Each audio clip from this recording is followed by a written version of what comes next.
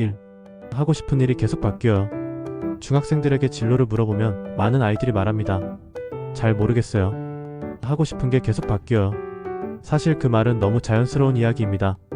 저도 그랬고 대부분의 어른들도 그랬습니다. 어릴 때는 내가 어떤 사람인지, 어떤 능력이 있는지, 세상이 어떤지 잘 모르기 때문입니다. 저도 어릴 때 하고 싶은 일이 정말 많이 바뀌었습니다. 첫 번째 꿈은 축구선수였습니다. 초등학교 때 하루 중 가장 신나는 시간은 운동장에 있는 시간이었고 아빠에게 축구선수 되고 싶다고 말하기도 했습니다.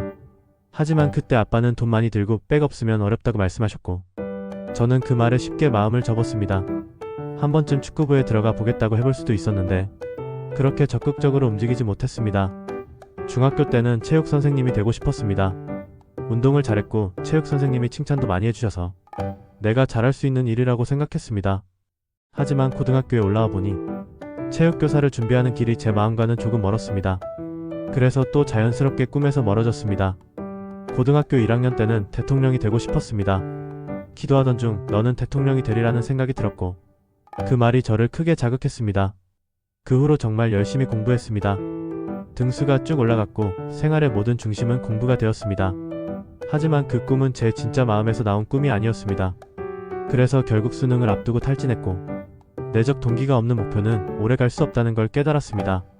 대학교에 와서는 인권 변호사가 되고 싶었습니다.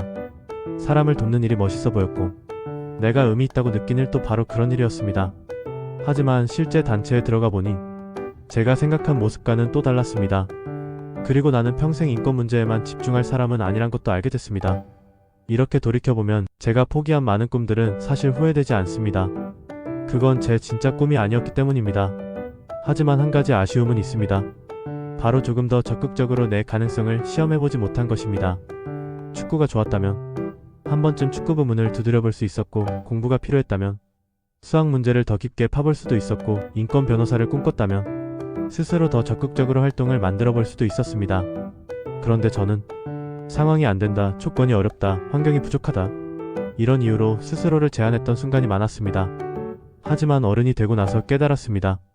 이제는 모든 것이 내 선택이다. 내가 선택한 길이든 내가 선택하지 않은 길이든 어쨌든 내 인생은 내가 책임져야 합니다. 그래서 이제는 내 마음에서 진짜 원하는 것, 내가 의미 있다고 느끼는 것에 집중하며 살려고 합니다. 그렇게 해서 저는 결국 변호사가 되었습니다. 변호사는 문제를 해결하고 사람을 돕고 또 내 능력을 활용할 수 있는 일이었습니다. 여러 번의 방황 끝에 저와 맞는 길을 찾은 것입니다. 여러분도 스스로에게 물어보면 좋겠습니다. 나는 진짜 무엇을 원할까? 환경 때문에 못한다고 생각하는 건 아닐까? 내가 더 적극적으로 움직이면 어떤 가능성이 열릴까? 진로는 한 번에 정해지는 것이 아니라 찾아가는 과정입니다. 그리고 선택한 뒤에 그 길을 내 길로 만들어가는 것입니다.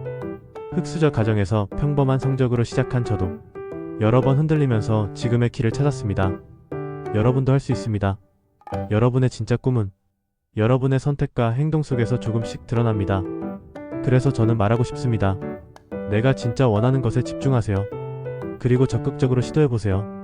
그 과정이 여러분의 인생을 강하게 만들 것입니다.